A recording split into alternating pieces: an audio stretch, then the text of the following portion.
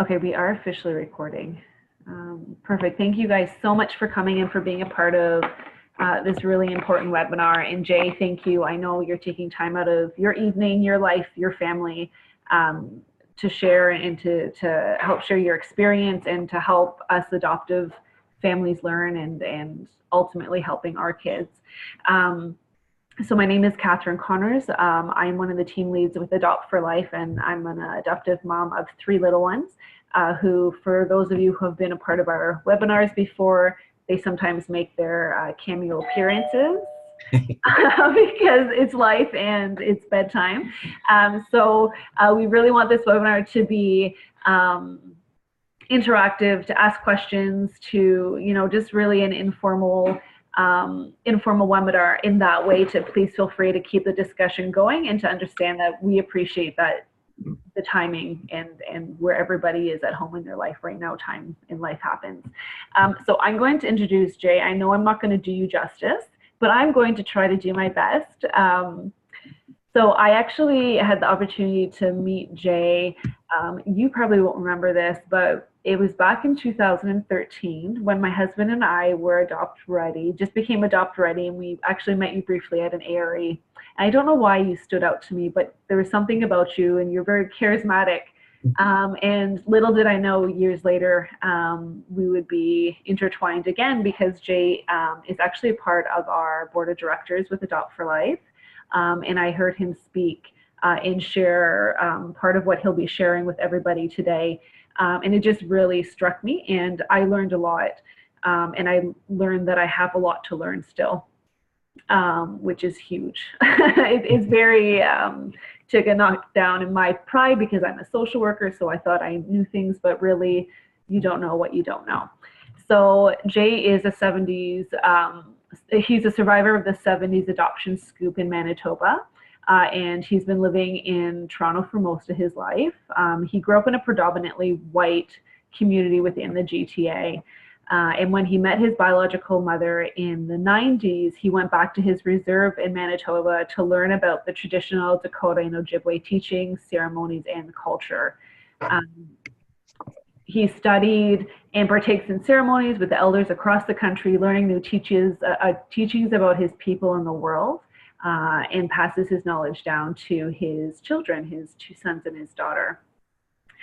So during his master's degree placement, he actually made a small video documenting his adoption experience, which I think we'll hear a little bit about today, as well as how he developed and created a first adoption ceremony in North America at his placement with Native Child Family Services. So Jay wishes to share part of his adoption story with how the ceremony came to other children's aid agencies and First Nations child welfare agencies across Turtle Island. I hope I stumbled, guys. I'm sorry. I really tried. Do you think that was great? It was good. I didn't miss anything. So yes, and then so Jay is affiliated with us again because he is a part of our board, and he's been a part of our board for quite some time. Our very charismatic Julie was able to wrangle him in for the evening to come help us. So thank you very much for being here. I really appreciate it. So please let me know what you would like from me, whatever videos you want me to share, just kind of cue me in. I'm going to mute myself so that you won't be able to hear my background noise. So for the attendees, for everybody who is watching us, a couple of important things. First, we cannot see or hear you. So if you're in your pajamas, don't worry, it's okay. We would be probably too. So just a question. Sorry, if I'm speaking and I ask the audience a question, would I be able to hear them? No. So what they would be doing is they would be chatting back to us. All right. So it's all done through our chat channel, which is what I'll be monitoring. Okay. And so for everybody who wants to ask a question, we typically use our chat channel that the attendees can see, and I'll be able to see as well. So I'll kind of be an interface. So if you ask a question, I'll wait, and then I'll be able to recite all the answers that people, and then vice versa. If people have questions for you, you'll be able to answer them. So the way that you can ask questions to Jay, like I said, is through this chat channel. You can choose to ask a question to everybody so everybody can read what you're saying, or you can choose to privately message me, and then I'll read it anonymously on your behalf. There's also a section for question and answer. So you'll see on your bottom hand panel, it says Q&A. If you prefer to answer anonymously as well, please feel free to do so. The last little housekeeping thing is you'll see there's a little raise hand button on your screen. The raise hand button is meant for any sort of technological issues. So if you can't hear Jay, or if a video isn't working properly, or if we're talking too fast or something cuts out, please raise your hand, because what I will do is I will then step in and correct it as much and as fast as possible. So that's really quickly said, because I don't want to take up any more of our time. So I'm going to mute myself, and I'm going to be letting Jay take over at this point. And again, Jay, just let me know what you need from me, okay? Okay. Oh, one more question is, yes. So we've got some parents that have adopted First Nations children, and then others have adopted non-First Nations children, right? Yes, and then as well as based on the list that I'm looking at, there's some awaiting families who are potentially adopting children who are FMNI. Okay. So it's a whole gamut of people. Great. Yeah.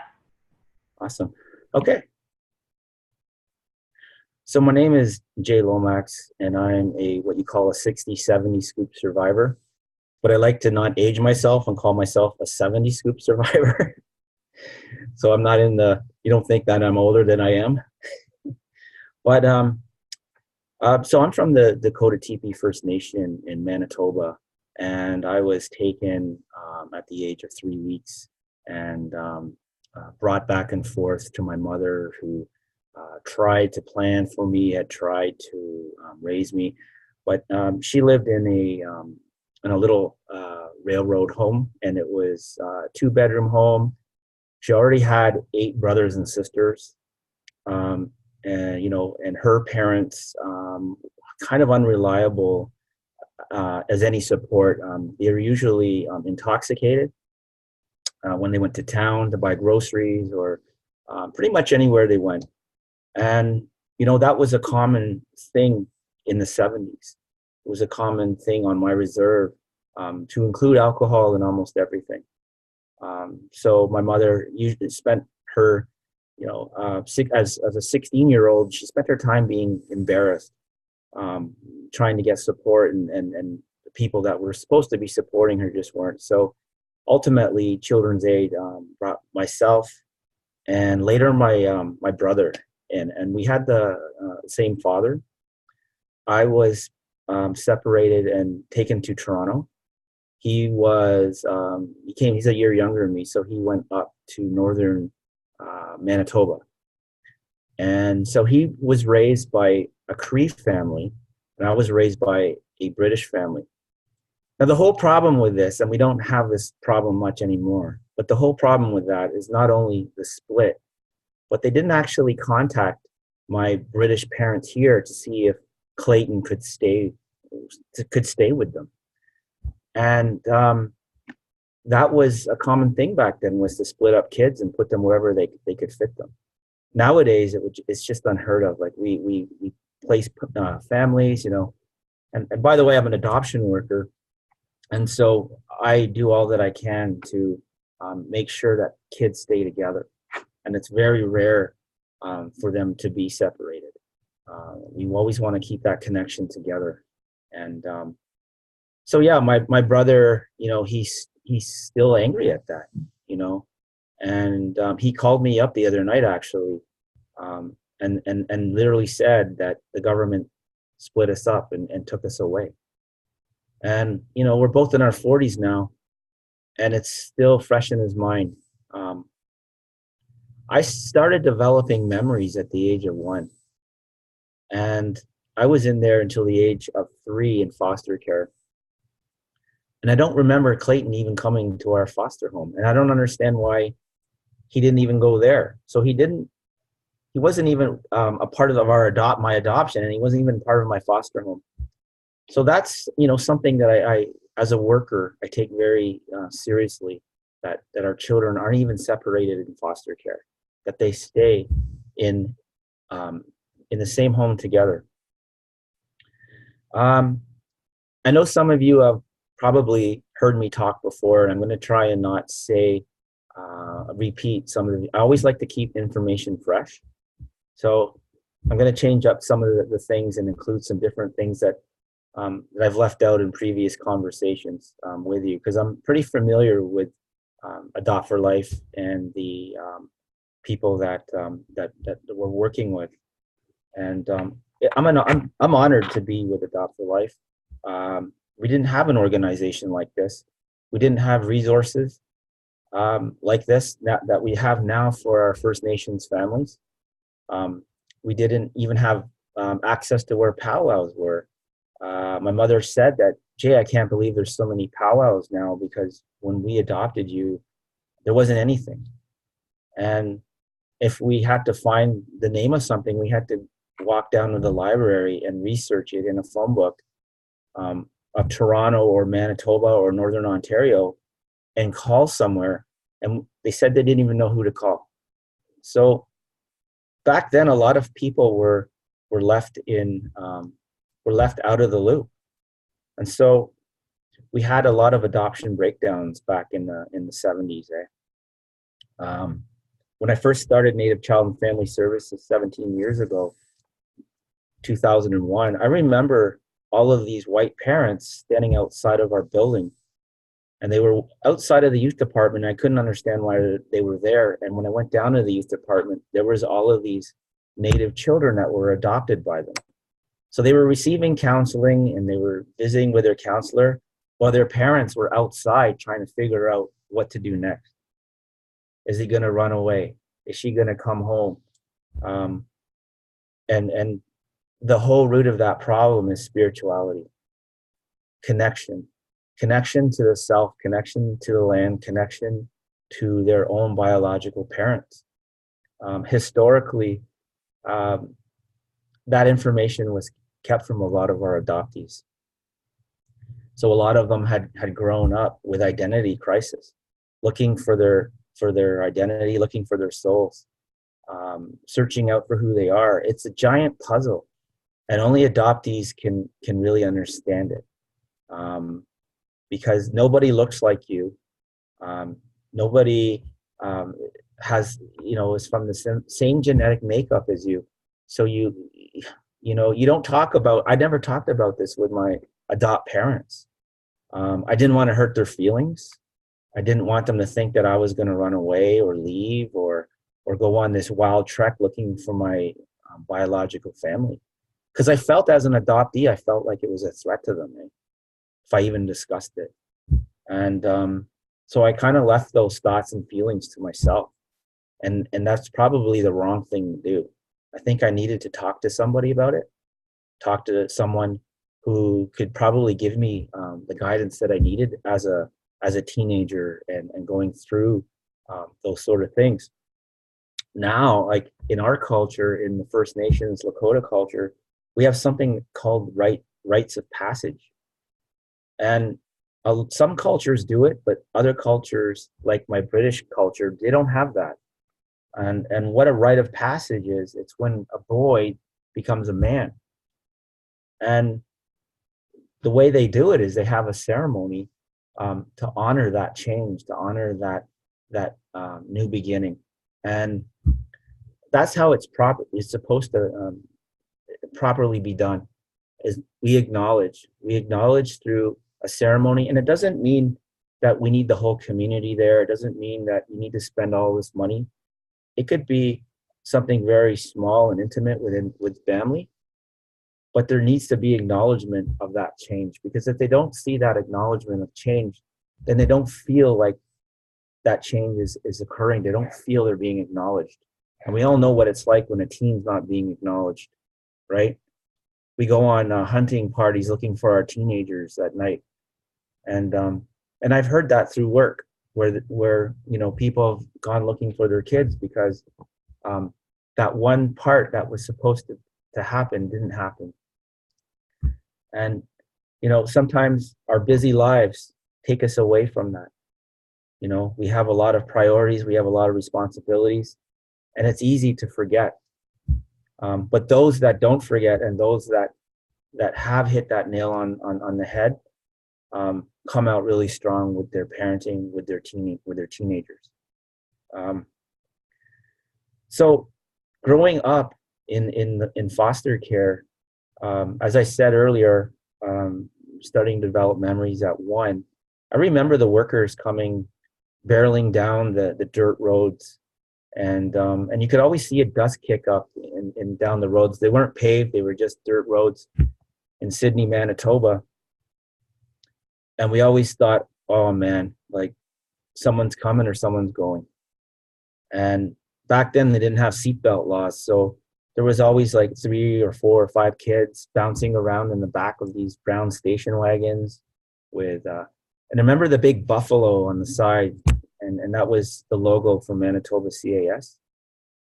The ironic part of that whole thing is I used to dream about buffaloes. I used to dream that I used to ride them. And I used to tell my adopt parents that, oh yeah, I remember the foster home, I used to ride buffaloes. So my parents would always say, huh, like, what are you talking about? And turn their head like my dog, and what are you talking about? And that's the way I understood it, was that I rode buffaloes.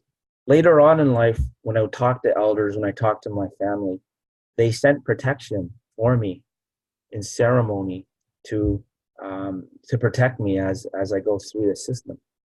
That's not something that's very well known, but that's something that our people do. Is they do ceremonies we do ceremonies for everything, to honor, for life, for death, for rites of passage, but they sent a protection ceremony, and within our culture, the buffalo is the protection, right? Hence why I was riding buffaloes in my dreams. So that was, that took 25 years before I understood why I had those dreams. And it never goes away. And that's part of the puzzle. Part of being an adoptee is figuring out your dreams. Growing up in Western society, in the white community of Brampton that I grew up in, the dream world doesn't exist, right? We'll talk about our dreams with friends and family. We'll say, well, in my British family, I'll hear them say, well, I dreamt about this last night, but it was just a dream, right? But you go to Lakota culture, and we seriously interpret our dreams, because in that culture, it's a message. It's a message from our helpers. So if you believe in guardian angels, or you believe that you have a helper, or you believe you have a past family member that sticks around and helps you from time to time, that's the message that it comes from them. And when I'm in Brampton, it's always dismissed. It's always, oh, that was a crazy dream you had the other night. It's, it'll pass. And no, as an adoptee, that's part of the puzzle. Those buffaloes was part of the puzzle. And so that's something, that I teach other families that I'm working with, that you need to pay attention to those dreams. And not just Native kids, but also other cultures too. It's, what we do is, as First Nations people, we share. We get angry when that knowledge has been manipulated or been published by people that don't really understand the real message, or haven't got permission to publish what we do and what we say. Everything that we've ever done has been taken. And I'm not talking about just land and resources, but I'm talking about every ideal. Our medicine wheels are now showing up in other agencies that are non-native. And I saw that the other day in CAS. I saw our medicine, and I felt really proud, but then I wondered, like, who's teaching that? How did this happen? How did this get in here? Because it needs to be taught the way it's supposed to be taught. And that's what makes our elders upset, is when it's taught incorrectly. Because when we teach incorrectly, it could do a lot of damage to people. And we're in a business where we only want to promote health and well-being, mentally, physically, emotionally, spiritually. So those are the four directions of man, and as woman. Those are that medicine wheel is what we follow. Before I go on, what I'll do is I'll show you some of the, play the video of the adoption ceremony. I'll just give you a little bio on it. I don't know how this came to be. It just happened. We had nothing for our kids. When I was adopted, it was overnight. It was rushed. It was quick. I was Winnipeg to Toronto in one night. And I think that did a lot of damage to, a lot of people. For me, I think it created some attachment issues I had with my parents. I probably could have been closer, but I think because of the rush transition, it probably pushed me away. Probably, I didn't want to be hugged. I didn't want to be kissed all the time. Well, that's what I do with my kids here, my biological children. And it doesn't seem to bother them. And it's because, they've known me all their life, whereas I didn't know my adoptive parents all my life. So when an adoption worker tells you that your transition visits are probably going to be between 4 and 6 weeks, that's a really good thing, because that promotes the attachment, the healthy attachments that we need. Even taking time off work, 8 months isn't nearly as much time as an adoptive parent needs. They probably need 2 years, because they didn't grow up. They weren't there at birth. There was a lot of things that were missing, and so mat leaves need to be longer. And I think Adopt4Life is working on that. So that's a really good thing, and that's a really good thing for adoptees, because if you can take the time off work, even the fathers, that's very beneficial for the child, and it'll create and seal the deal for love to open up, which is what I didn't get and what my sister didn't get. I have an adopted Cree sister named Kim, and her transition was, I think, a couple of weeks, and that was through CIS. And the ironic thing about that is, when she met our mom and dad for the first time, it was in the same park as where our traditional powwow is at Native Child. So every time I go to Native Child powwow, I remember the day we met Kim in that park. So we never forget the first meeting. We never forget how we feel. When my adopt parents came in Manitoba to meet me, I knew that they were my parents. I don't know how. I don't know why, but I was 3 years old, and I was just ready to go. And I hid under the table when they came. And I think I hid under the table because I didn't want my foster parents to sabotage that new beginning. I thought they were gonna, like, the foster dad he was kind of, he wasn't the healthiest man in terms of emotions, and so I always thought that if someone was going to come and adopt me, that he might sabotage it, that he might say, "Oh no, Jay's going to stay here." And so I hid under the table until he was gone, and then I actually ran out the door with my adopt parents. And those stories aren't out there, and they're real feelings, eh? It's a real thing. It's even at that age, that's a survival tool, right? To have that kind of thing, to think about something like that. It's not something that kids should ever think about, that I need to run to leave this home to go to the next family. So adoption is a serious thing, and I'm glad that you're working with Adopt4Life. I'm glad that you're seeking out that support, because, you know, I think we need it, you know. Even the most experienced parents, the most experienced adopt workers are always going to learn something from each other. And sometimes it's a difficult road, and sometimes it isn't. So I'll let you play the video, and then we'll I guess take some. Is there any questions now? There is, yeah, there is Okay. one question. So did you feel, so this was when you were talking about your dreams, and that there was almost a disconnect when you were in Brampton.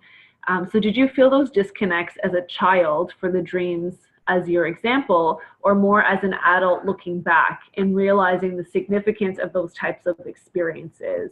And if you did as a child, in what ways did those disconnects affect you?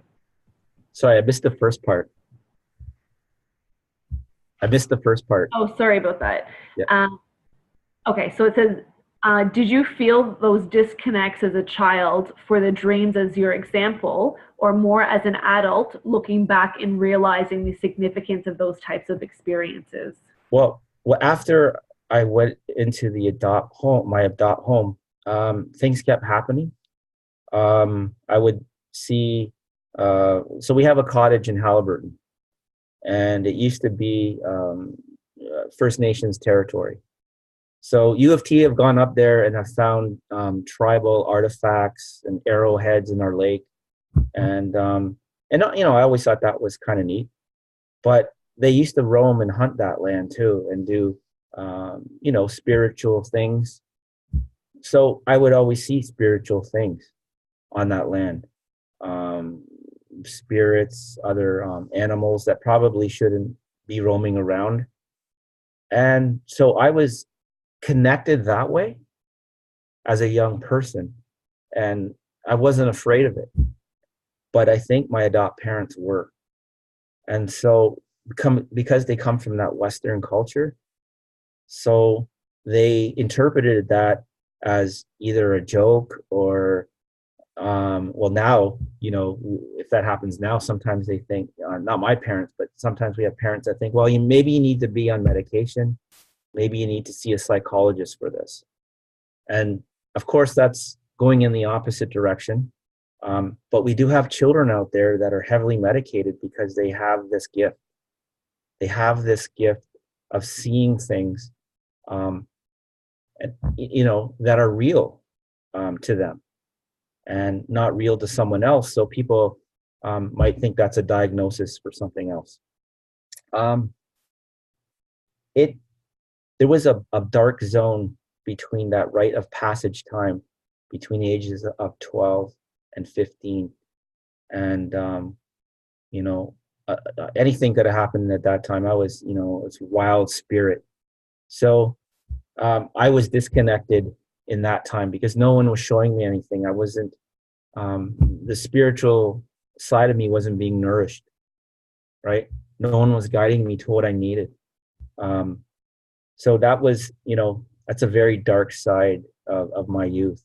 Even though healthy things were going on, I was playing baseball, I was doing track, you know, my marks were okay in high school, but I always see that as a dark period.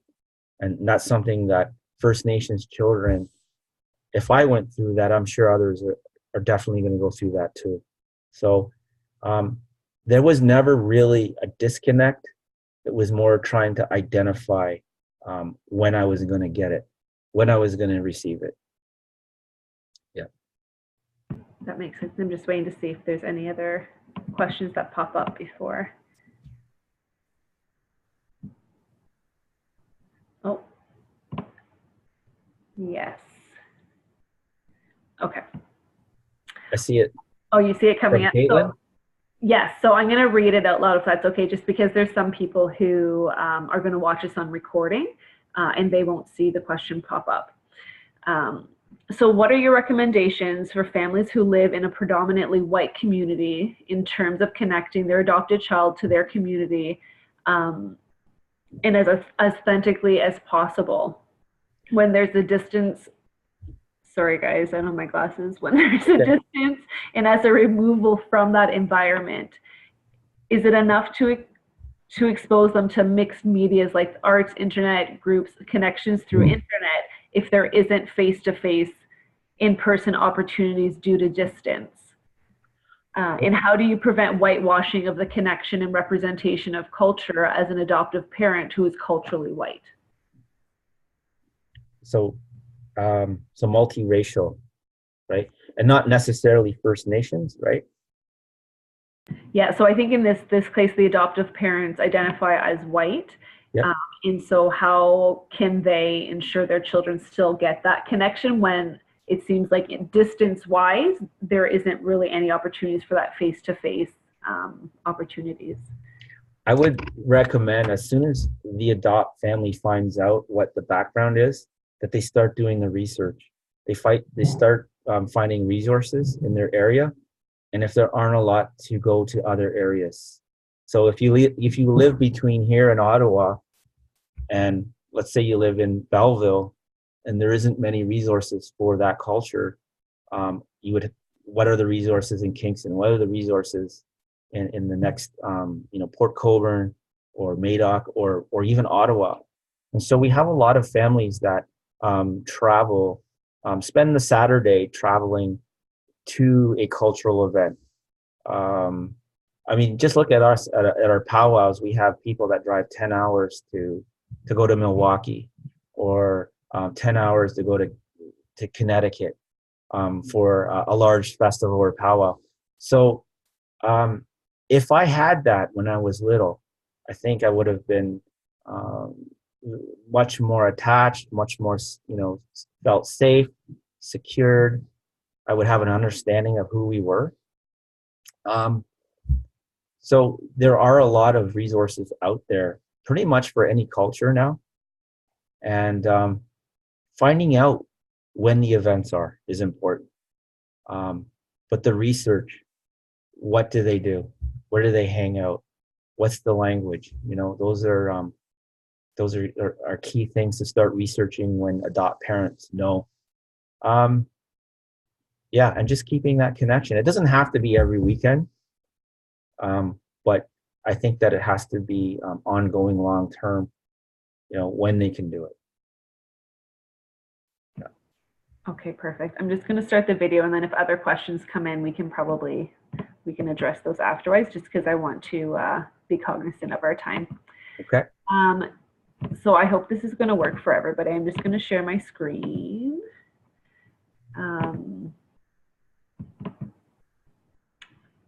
Can everybody see that okay? You can see it, yeah. You can see it. I'm going to just go to the chat channel as well. Can one of the attendees just let me know if they can see the video okay? Maybe. Yes, perfect. Okay, thank you.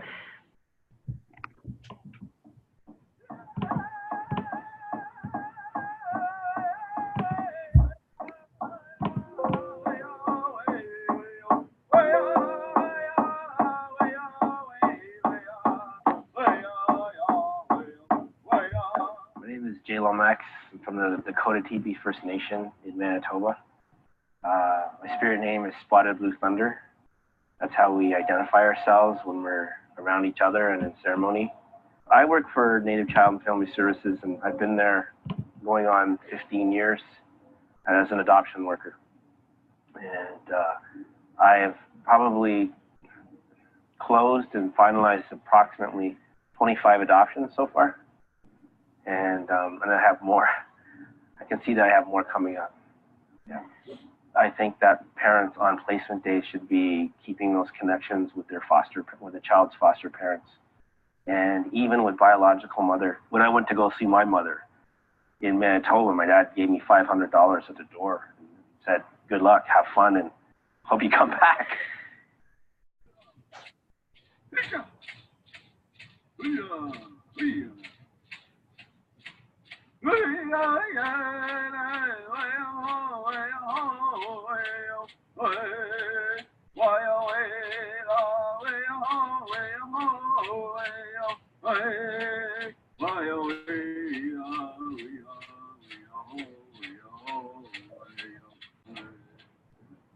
I was born in Portage La Prairie, Manitoba, and I was put in care at the age of 3 weeks. And I went back and forth with my mother once, and then brought into care again, and stayed there until I was 3. It was in the prairies. I lived on a farm. There were approximately 8 kids in there, 4 of the foster families and 4 children that were in care, foster care, which was me.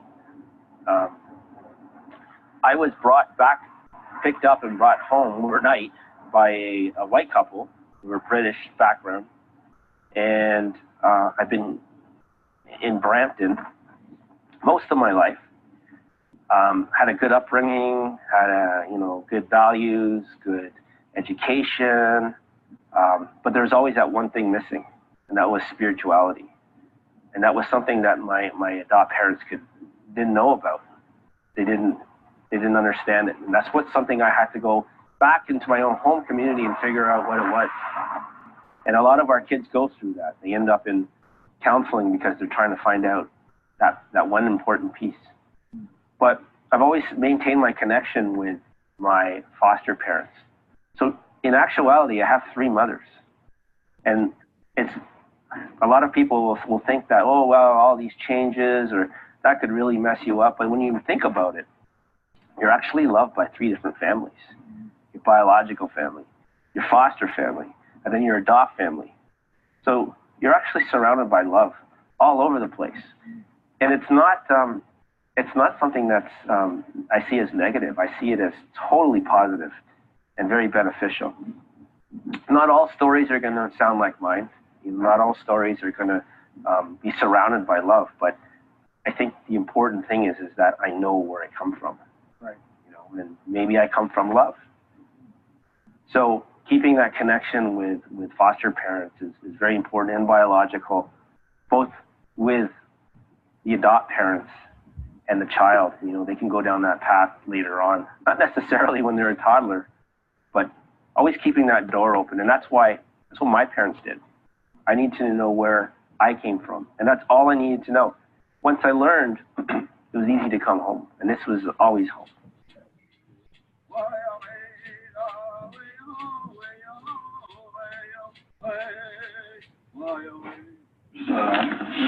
Just holding the eagle feather. At a certain time to speak, there is no there's no interruptions when that person's speaking. So once you've finished sharing, you can pass it on to the next person. You can either share, or you can say, or you can pass it on to the next person.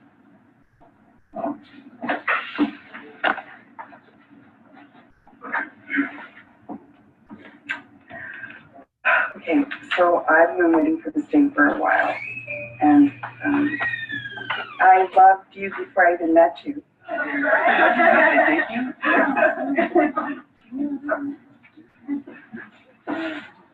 I think he knows he's the center of attention.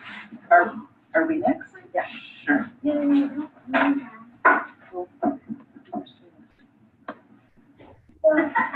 You want a present?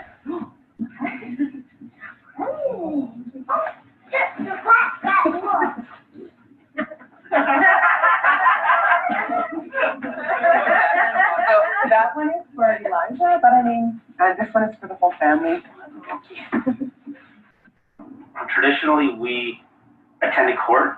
I'd set up a court date, and I would meet the family. I would meet the adopted child at court, and we would meet the judge for about 10 minutes.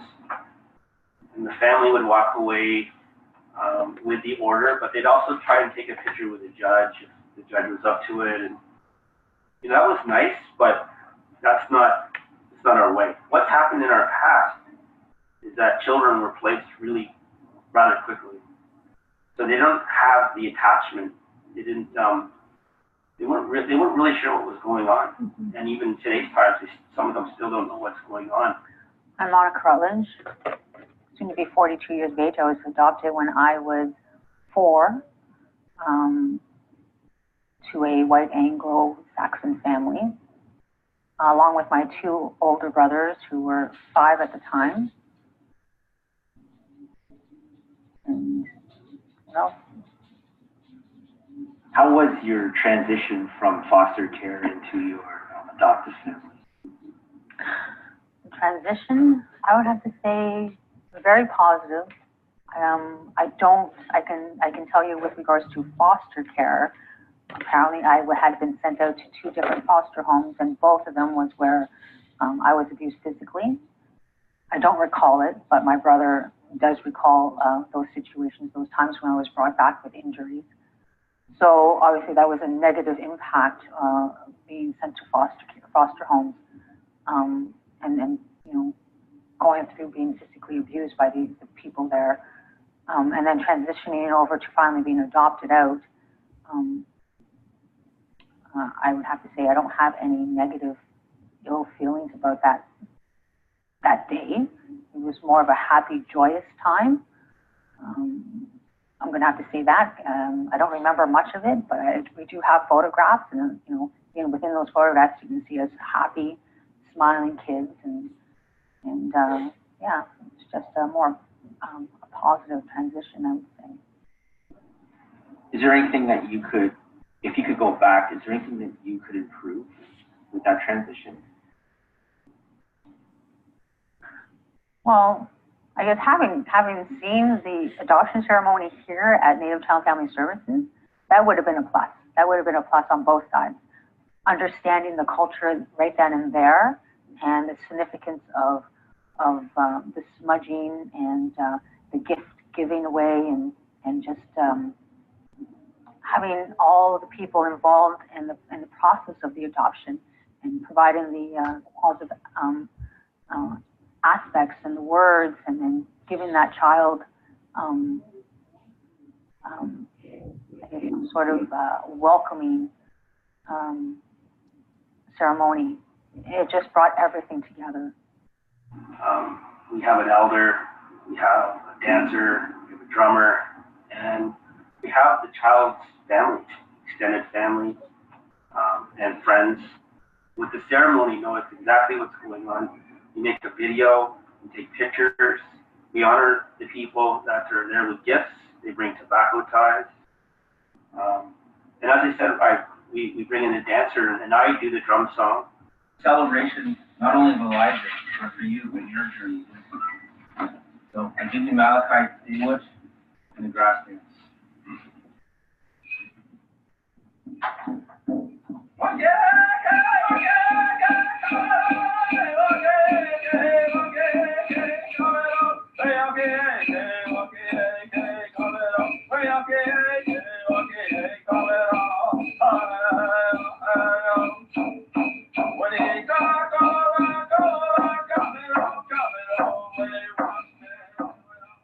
Now it's grown. We've got a little bit more people involved. Time-wise, it's a little longer. They generally run about 3 hours long. I think it would be really important, I think, to you know, when we do the ceremonies, to conduct the ceremonies in our original languages, and also, but also not discounting the English part. I think it's really quite important that you know, the children that are adopted here from Native Child, you know, have their identity intact. And also, when I say identity intact, I'm not just talking about physical aspects of the child, but also their spiritual, emotional, and mental aspects of their identity. When we're in the circle, everybody gets a chance to speak about their experience in a positive light, about the family and about the child that they're adopting. Boy, I was envious and very happy to see this happening. Guess it was just to see everybody in the family and the parents that were there to adopt this little one was just it was a happy time. Like, it was just very positive. You can just feel it in the air. And then that little boy running around and so forth, happy, even though he may not quite understand what was happening, but everyone else did, and it was just hearing him and so forth. It was just it was a good feeling. When we have a ceremony, we have foster parents there. you have the new family, the Adopt family there. So they see that they're leaving their old home and going into a new one. So that's closing, and that's providing closure for that old experience into the new one. So it's a very comfortable, easygoing day. It's not it's not stressful at all. Sometimes people can get emotional. Sometimes people are very, very happy. But it's something where everyone can enjoy themselves. It's some place where everyone can feel acknowledged for their part with the child that's being adopted, because during transition, you've already met him or her. So it's very beneficial for our kids to do this. And I always keep using the term positive. I think it just brings in that positive nature of us as human beings, like especially for little kids that are being adopted. It doesn't matter what creed you are, what nationality you are. I think it's the transition to make it more comforting for him or her, because it is a huge change in their life.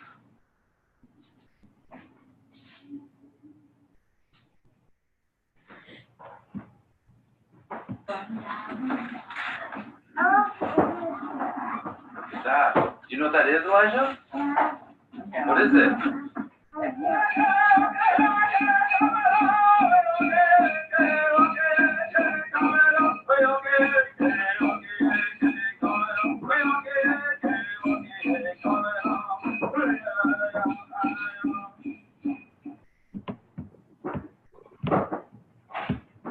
Are you there? We're here. Okay. So that was a real adoption ceremony with the consent of all who were filmed. Basically, I just left the camera on the ground and I left it rolling, and then made some edits later.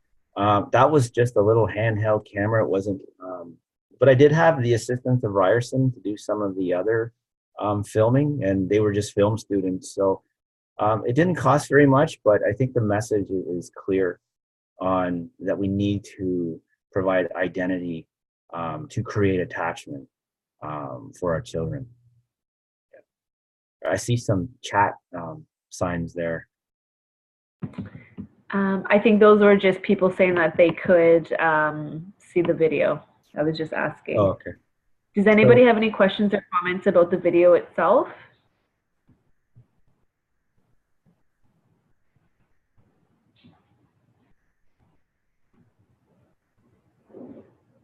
I don't see any. Okay. Oh, yes. Oh, someone just replied, yes, identity is so connected to attachment, something that we forget. Right. Absolutely. So growing up in an all-white neighborhood, by the way, Russell Peters, that comedian, he grew up in my neighborhood. And so I remember even him and his brother were going through their own identity issues of being the only family of a different background in the entire area, and everybody else being Scottish, English, and Irish. And, you know, I can tell you about those cultures because I lived it for, 15 years. And it was tough. It's not easy being the only person who, being First Nations in an all-white community. Even when I went back to my reserve, I would get flack from my own people. Well, you didn't grow up here, so, I'm not sure if you're Native enough, or, it took time to blend in. It wasn't right away. There wasn't a welcome wagon. There wasn't a man sitting on a chair with waiting to tell me all about life. I had to experience life through lessons of life on my own. So if I went in the sweat lodge and I asked to be strong or to receive strength for a situation, well, it doesn't come like the Wizard of Oz where someone grabs a magic wand and, oh, you got strength now. It came for me in forms of many lessons. And when I realized how it worked, and when elders told me that, Jay, if you ask for strength, you're going to go through life lessons, I stopped asking for strength. the importance of culture to an adopted child, it's the root and beginning to other things. As I said earlier, it needs to be nourished and attached at an early age. And that includes children with mixed backgrounds. You know, that includes the adoptive parent's background. You know, that should be well versed also. That should be looked at. That should be explored. It's not just about the background of the child. I appreciate what my adopt parents taught me about England. We went to England. I appreciate what I've received from my English family. With that said, one of the biggest adoption identity pieces for me was when we went to Sherwood Forest in England when I was 8 and my sister was 3. And Akela, who is the pack leader of the Scouts and the Girl Guides, had approached my blonde-haired mother and asked what backgrounds we were. My mother said they were Native Canadian.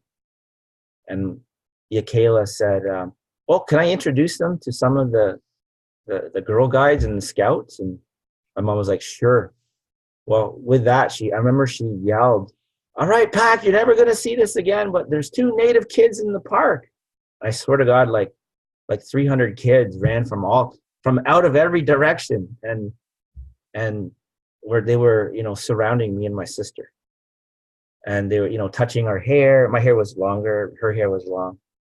Touching our sweaters and asking all kinds of crazy questions.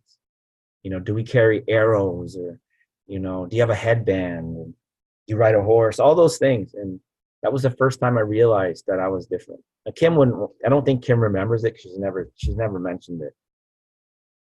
But for me, that was the first time I realized that I wasn't white, that didn't look like my adopt parents. Because when you've been in that family and that community for so long, you don't realize that you're someone else until someone says it. Until someone says, oh, you look Asian, or you look this, you look, yesterday someone said, oh yeah, you look Native and Portuguese. And I'm like, well, I've never been even over the seas. I don't know where you're getting this from. You know, everybody has their own ideas on what you look like. And if they don't get it right, well, depending on the day, it could hurt someone. You know, that could cause damage to a child who is just finding out who they are. And you have all of these outside forces coming in and knocking you off your game. And you know what? Back then, and I don't know if it's still like the way it was then, but when people see a child that looks different than their caregiver, they feel compelled to ask questions. Like, it's almost as if they need to fulfill their insecurities of the way they feel about it. So they make a statement or they ask a silly question. You know, in 1970, the Vietnam War was over and North Viet Cong had taken over Saigon. And so we had a lot of Vietnamese boat people coming over to the Philippines and landing in North America. Well, someone approached my mother in Shoppers Drug Mart and had asked if I was a boat person. So it was just to fulfill their own mind, what was going on in their own head. And that's something that adopt parents need to be kind of semi-ready for. What's your answer going to be?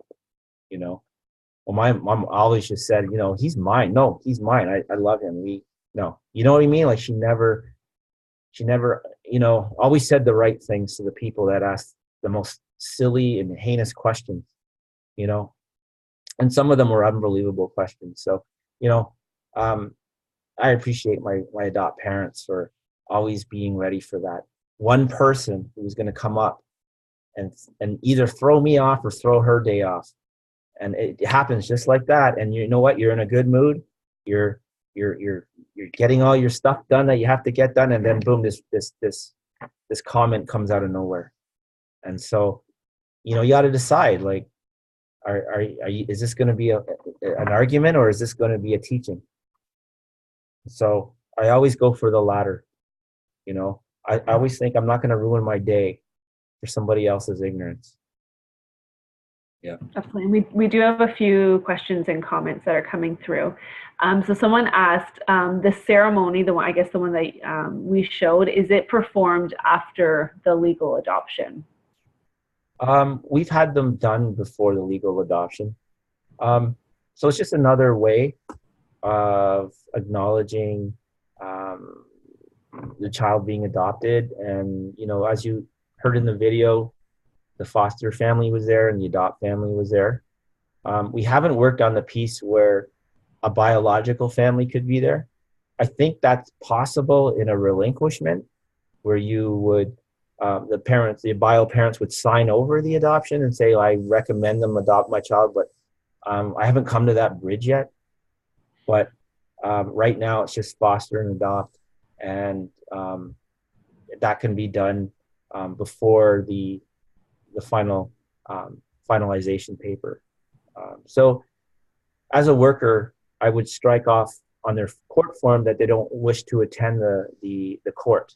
So they would come to Native Child and Family Services, and, you know, we'd put something on. We'd rent the space. We have potluck. We have a baby shower. We have, and then people get to speak about the adopted child in a positive way. So, you know, as it said in the video, it marks the end of a part of their life, and it shows the beginning, which is something that we don't do enough in society. We don't celebrate enough, and our children, our relatives, and this area, this forum gives everyone a chance to say what they need to say in a beautiful way.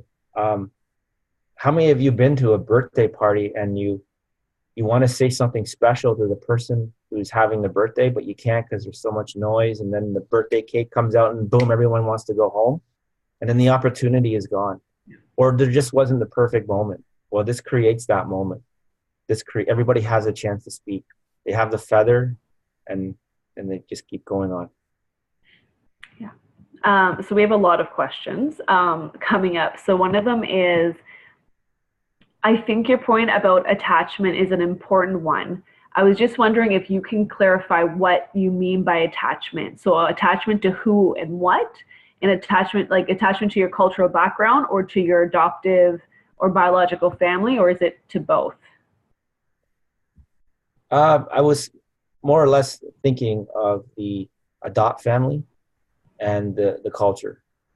You know, the bio family would, you know, for me, my own experience came around when I was 18. But my adopt parents were always open to me knowing her. And after that, I think half the puzzle, or most of the puzzle, was complete when she drove down here from Manitoba to meet in my adoptive home with that welcome. We had a welcome wagon for my adopt parents, and brought her in and hugged her, and they even called the local newspaper. It made the local newspaper, and so that support, you know, was built up, and I think a lot of I think that's why they started with openness. Yeah. And once I met my biological mother, I didn't, you know, and I made that connection and that attachment with her. You know, as I said, most of the puzzle was complete. And now I just needed to find the spiritual aspects of life. That makes sense. So if a child resists maintaining community connections, for example, doesn't want to attend cultural events or associate with members of their community, do parents have a responsibility to maintain these connections for their child nonetheless? And how does one prevent a child from experiencing regret about maintaining or not maintaining a connection later on in life? Sorry, what was the last part? Sorry. How does one prevent a child from experiencing regret about maintaining or not maintaining connections later on in life? How does a child maintain regret? Sorry, maybe I'm not reading this right. How does one prevent a child from experiencing regret about maintaining or not maintaining? as I said, just being that support, just, my parents had always told me I was adopted from the time I was adopted.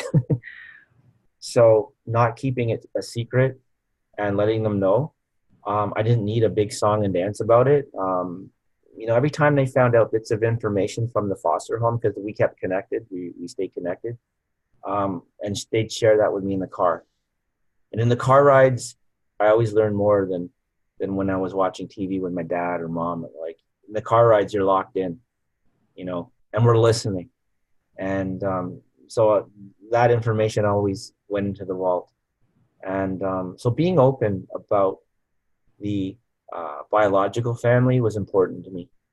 And no matter how bad it was, I knew there were problems out there when I was little.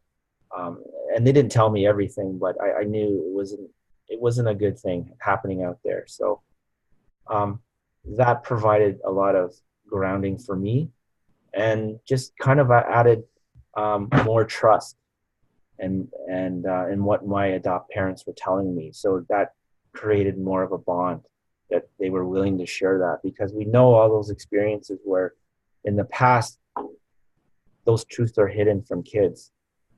For some reason, people think that, well, they're protecting them, but they're actually doing more harm than good. And then this is probably just coincides with the other question. Are there any cases in which a community connection should not be maintained? Well, I mean, I'll tell you a situation with my brother. We have the same father, and he wants to go out and meet him. And, he's 44 years old, and, he was one of the directors of child welfare in Manitoba, way up north. Very responsible. We come from the same blood. I don't have any need to find our biological dad, and my biological mother has no, this is kind of a shame, but she doesn't talk about it with us. And whenever Clayton brings it up, she doesn't want to talk about it. So that was his call to me, was that he wanted me to find out who he was, find out where I could find him. So keeping that door open, I guess, as as adopt parents, or as biological parents, I think they have a responsibility to keep that information going. Mm-hmm. Otherwise, again, can create a lot of damage. And you know what? My brother called me up, intoxicated. And he's a very shy soul. And I knew that the only way he could say the things that he was saying was that way. Yeah. Does that assist the question? I think so. I haven't gotten any other feedback about it. So it said, so as the adoptive parent, when trying to connect with your child's community, what is your best tip for us when not feeling welcome? So I would say, put out your own feelers and see how healthy it is. My experience was up and down, and there were a lot of healthy moments, and there were a lot of unhealthy and negative moments. I was dealing with my family's mental health, and there was violence, there was addiction, there was you name it, it was there. And so I think adopt parents kind of have a right to warn their son or daughter what they could potentially be seeing, what it could be like. I never got that because my parents didn't know what the reserve was like. They'd never been to one. So I went out there free will, but with support. And so, that's find out what it's like. Because I went through a lot of pain out there. I went through a lot of things that, probably information I didn't need to know, and information that I needed to know. And so ask questions when the child is going on that experience. Don't assume that it's going to be great. Mine wasn't great in a lot of parts. And so check up when they go down that path, check up on that journey. and really find out what's happening. And eventually I just came home. I just thought, you know what? I learned what I needed to learn, good and bad. And now it's time to come home. And so home was, to me, Toronto. That's all I knew. Do all CASs offer some degree of adoption ceremonies as seen in the video, or is it just NFCS? So I've been working in conjunction with CAS CAST in Toronto. And so I've shown and presented the video to them. And I've also done that with Jewish Child and Family Services. But it's still relatively new. And I have a lot of, I have my own caseload at work. Now I do venture out and do things within other CASs and bring up this ceremony, but it's really up to that worker to really find out what's out there. And sometimes our caseloads are so busy that those resources get missed. And, you know, part of it is their fault and part of it is not, because you know how child welfare is. It's so busy and we're so swamped with things, and everything's a priority. But hopefully the person adopting will bring that up. That if that's what they want, then that's what they should ask for. It's an option, it really is. And I'm here, you know, I'm at Native Child if they need help. The worker needs help, the family needs help. So it won't be missed.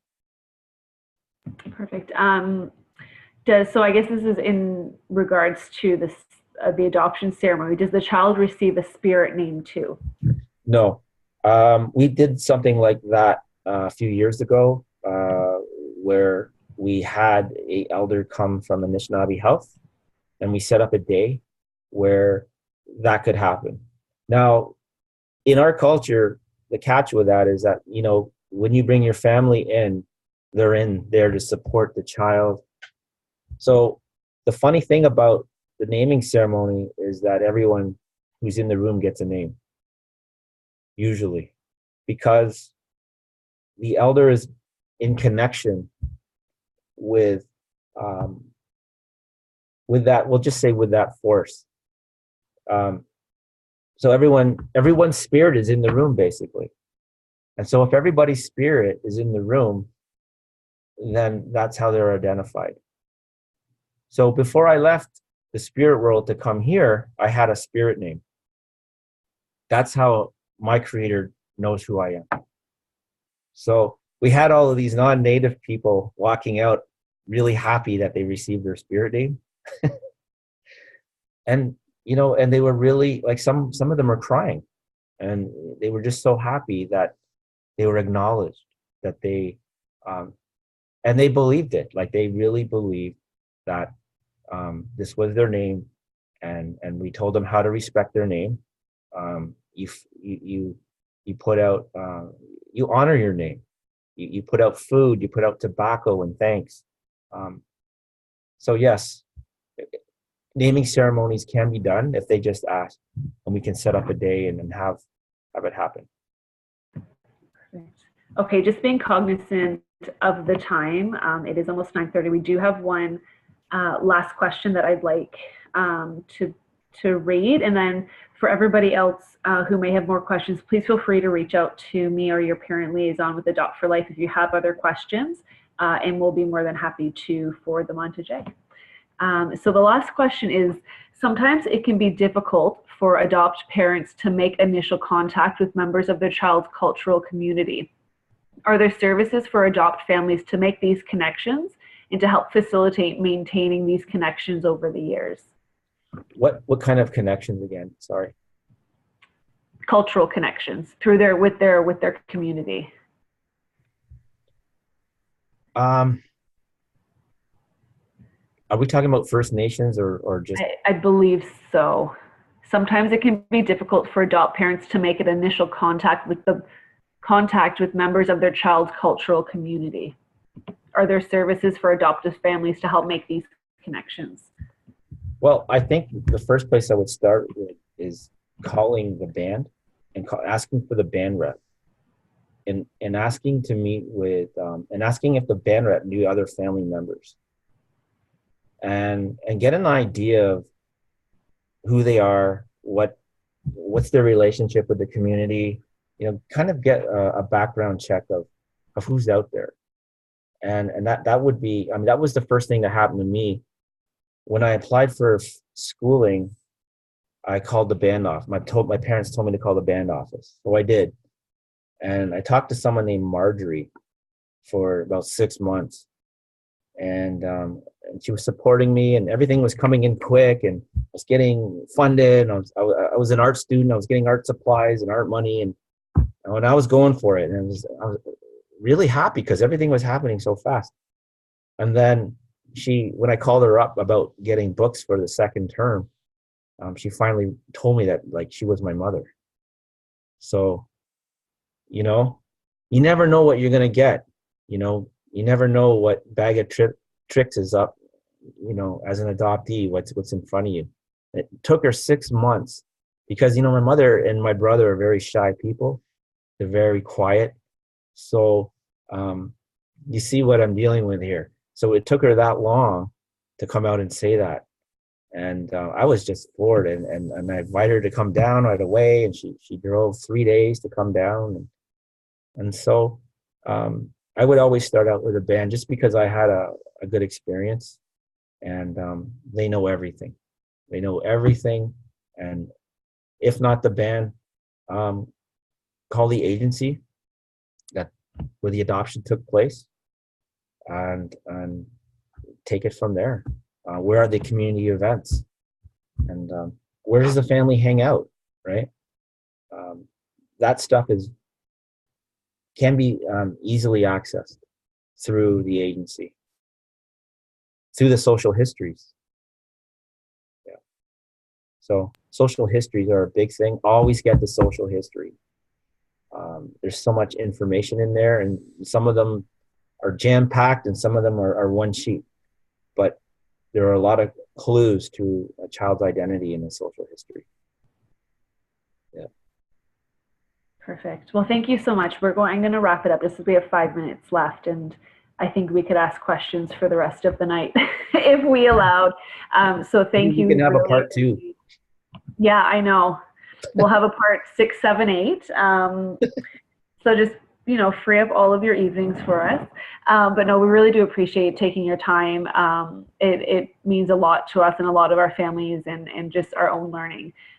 So again, if you're seeing this on replay, please feel free to reach out to me. I'm all over social media, and we'll make sure to get those questions and comments to Jay as well.